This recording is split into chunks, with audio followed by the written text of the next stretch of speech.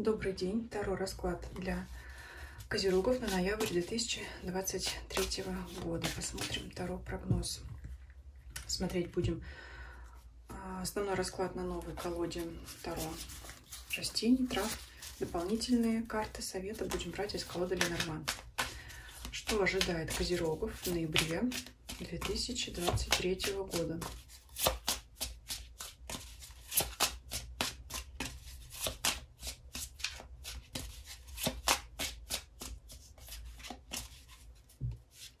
Первая позиция – это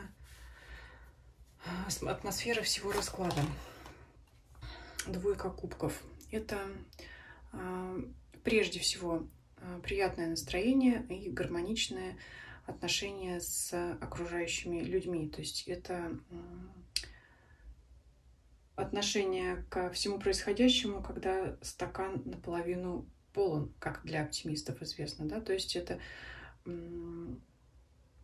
больше преобладание видения ярких красок жизни, всего положительного, позитивного, нежели чем восприятие негатива. То есть это направленность на поиск всего приятного, да, то есть каких-то приятных моментов, приятных мелочей в жизни, приятного общения. То есть в любом случае хорошее настроение. То есть основная данная карта будет влиять на остальные все сферы жизни, будем смотреть их в связке. Поэтому если будет где-то выпадать негативные карты, то они будут сглаживаться вот этим арканом двойка кубков. Ну, сейчас посмотрим более конкретно. Может быть, негативных выпадать и не будет. Работа, деньги, имущество, личная жизнь, здоровье, ваше окружение, люди или обстоятельства вокруг вас. Что у нас по работе? Верховная жрица. Вы знаете, здесь в связке с первой картой, с двойкой кубков, это какое-то событие или какая-то новость, которую вам объявят неожиданно. Вы этого даже не предполагаете, это что-то тайное. Что вас порадует, скорее всего, это какие-то серьезные положительные изменения на работе. Здесь карта... Вот если бы она выпала одна, я бы сказала, что это без двойки кубков. Я бы сказала, что это работа самой по себе или самому по себе, то есть одному, да, выполнение какой-то работы, не предполагает карта общения с другими людьми. Но здесь вот в связке с двойкой кубков это все-таки что-то приятное и тайное. То есть это раскрытие для вас какой-то информации. Может быть, она не новая в принципе, но для вас это окажется каким-то новшеством, которое вас порадует. То есть это может быть улучшение условий труда, это может быть сообщение о скором повышении заработной платы. То есть мы сейчас посмотрим еще сферу денег.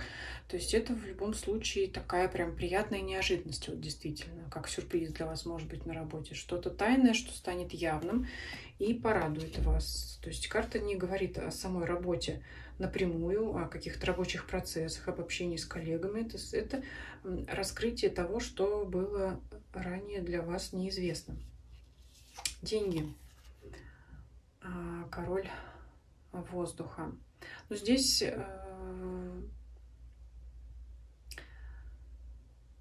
все-таки карта не очень благоприятна для денег. Она говорит о том, что вы будете отстаивать свое право на эту сферу жизни. Сейчас поясню. Это, например, как пойти к руководству и просить больше зарплаты, причем даже не просить, а требовать, предъявляя при этом серьезные веские аргументы, потому как у вас, например, увеличился объем работы.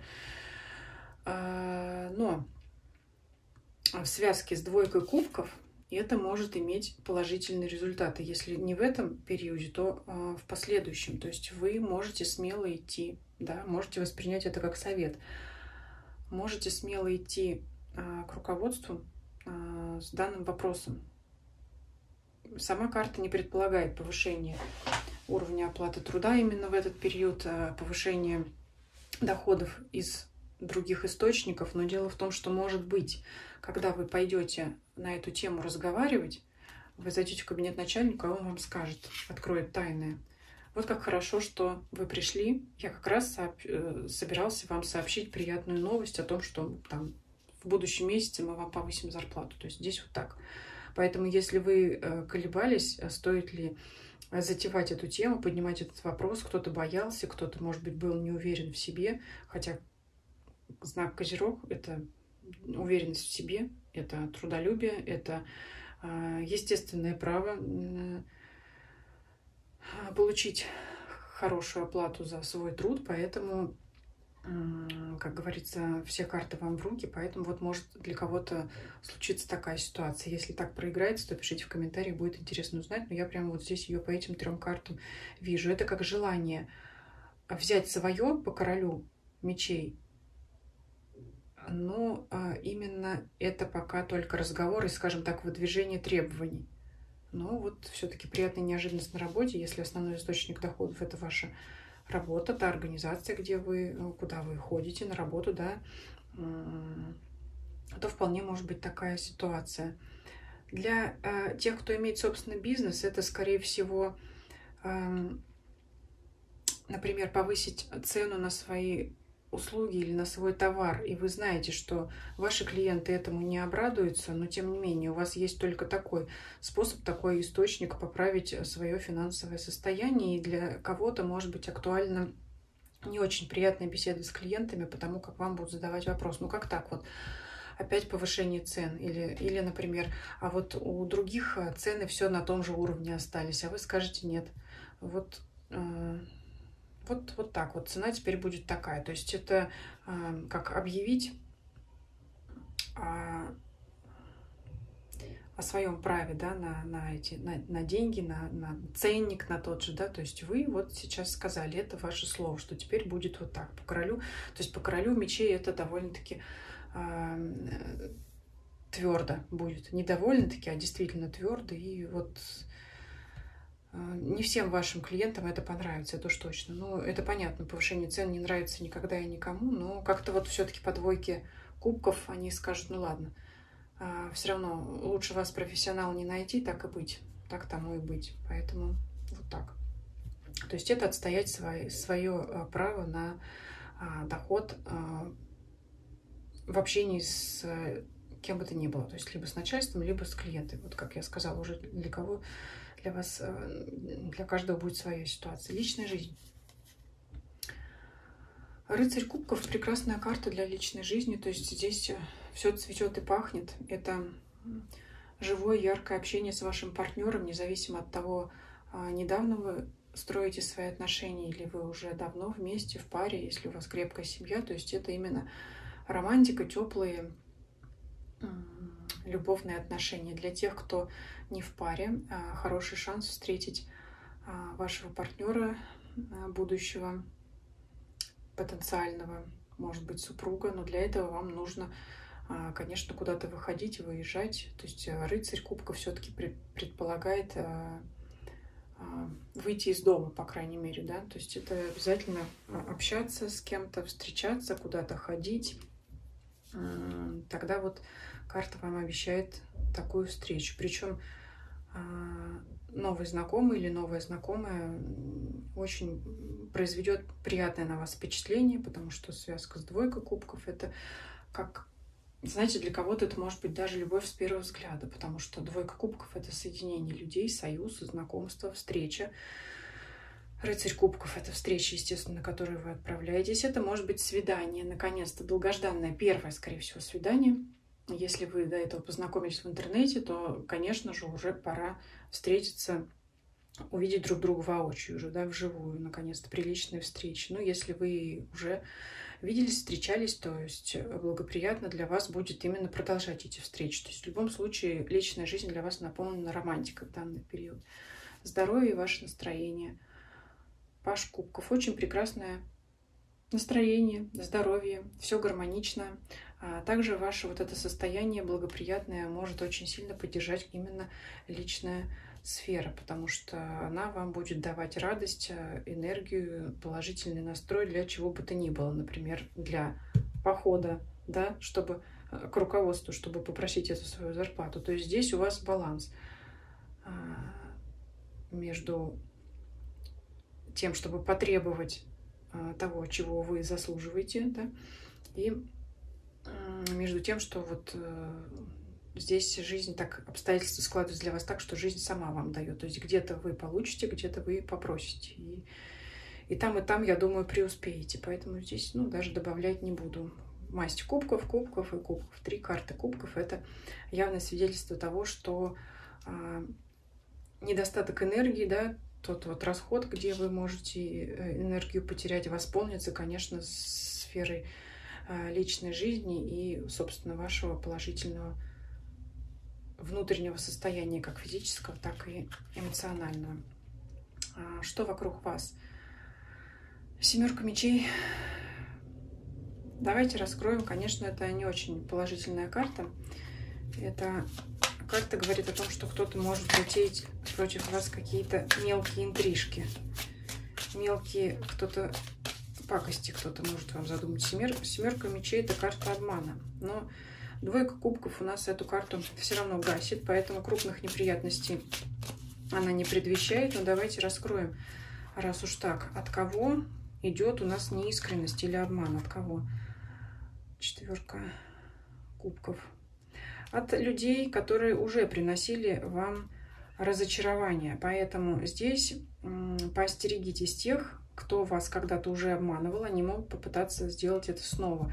Кто утаивал от вас информацию, подавал вам какие-то ложные сведения, здесь могут эти люди попытаться сделать все то же самое опять. Но так как вы по 4 кубков этот опыт с данными людьми уже проходили, то им не удастся по 2 кубков. Вы их вовремя раскроете. То есть это может быть какая-то ложная информация от конкретных людей. Здесь у нас фигурные карты не выпадают. Также это может быть ложная информация, ну, касается чего угодно, например, какого-то товара, который вы хотели приобрести, и описание товара, например, не соответствует реальным характеристикам. То есть это какая-то ложная информация. То есть ищите, что где-то, если, например, вы у какого-то продавца уже покупали товар, в котором вы разочаровались, либо уже обращались за какими-то услугами к конкретному специалисту, и вам это не очень понравилось, вас ввели в заблуждение, и вот вы сталкиваетесь с такой ситуацией опять, то вспомните, что было в прошлый раз. И, как говорится, не идите на поводу.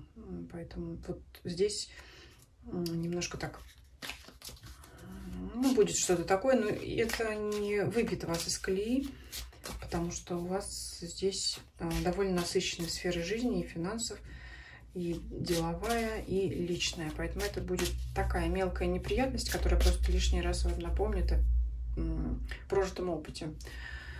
Что делать в данном месяце? 2 жезлов.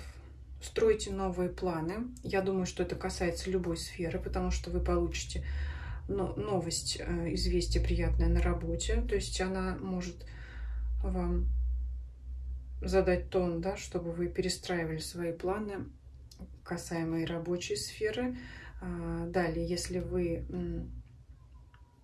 в финансовой сфере удастся вам отстоять свои интересы, это также приведет к новым планам. Но если вам пообещают повысить зарплату, вы уже можете строить планы на будущий период, куда вы эту зарплату потратите, либо как вы эти деньги сохраните, либо приумножите. И также планы на личную жизнь. У вас какие-то новые могут возникать идеи совместно с вашим партнером, либо новые идеи, где можно свою пару, будущего партнера потенциального встретить. Да? То есть это вот построение планов. То есть вы проживаете этот период, этот месяц, вы получаете информацию, опыт, общаетесь с людьми, и на основании этого вы должны по карте, что делать, да, от Таро, вы должны пересмотреть все вот эти полученные знания, полученную информацию и построить или перестроить свои прежние планы. Чего не делать? Туз мечей. Не проявляйте излишнюю твердость, излишнюю жесткость, несмотря на короля мечей, да, не переборщите с этим, да, не надо там стучать кулаком, но нужно, тем не менее, говорить жестко, да, не с шутками, не с заискиванием, но, тем не менее, не чересчур там с пинка дверь открывать в кабинет начальника не надо. И также, например, резко разговаривать с клиентами, да, о повышении цены не надо. Нужно соблюдать тактичность. Итак, давайте еще посмотрим на Ленорман приятные события месяца. Что у нас еще приятно? Потому что личная жизнь вот здесь у нас цветет красками. Но я надеюсь, все-таки на работе действительно что-то такое откроется для вас. Важное, приятное сообщение. Что еще будет приятного? Это проявление мудрости вашей. Да, будем трактовать в положительном значении карту змеи. Так, все-таки это мудрость и, скорее всего, ваша. Я думаю, что это касается в большей степени деловой сферы и финансовой сферы, потому что, ну, в данном случае к романтической сфере вряд ли эта карта применима, потому как здесь уже есть гармония, здесь не надо ничего еще более гармонизировать и налаживать, здесь и так все хорошо. А вот в деловой и финансовой сфере как раз есть чем заняться, и в этом вам поможет ваш опыт. Препятствия — это новые начинания как раз. Но если что-то задумаете новое, то как раз будет это сделать сложно. Поэтому вот здесь что делать? Пока строить планы. Ничего не начинать, пока осмысливать прожитый опыт, новую информацию и пока строить планы, но пока вот что-то начинать не следует. Оно вряд ли у вас пойдет хорошо. Еще совет какой у нас будет. Карта лиса. Но здесь все-таки с картой мудрости. Хитринка, опять же, да. Вот, опять же, да, все-таки деловая, финансовая сфера. С хитринкой, с мудростью, немножко с мягкостью. Лиса, она ведь какая? Она добивается своего, но она не требует. Она добивается своего хитростью, мягкостью, может быть, где-то подольститься, но не заискивать, опять же, да. Здесь вот соблюдать вот этот вот баланс между твердостью и тактичностью. Все туда же. Все это вот лиса, это все-таки как совет в манере вашего поведения для достижения ваших целей. Вот такой расклад интересный.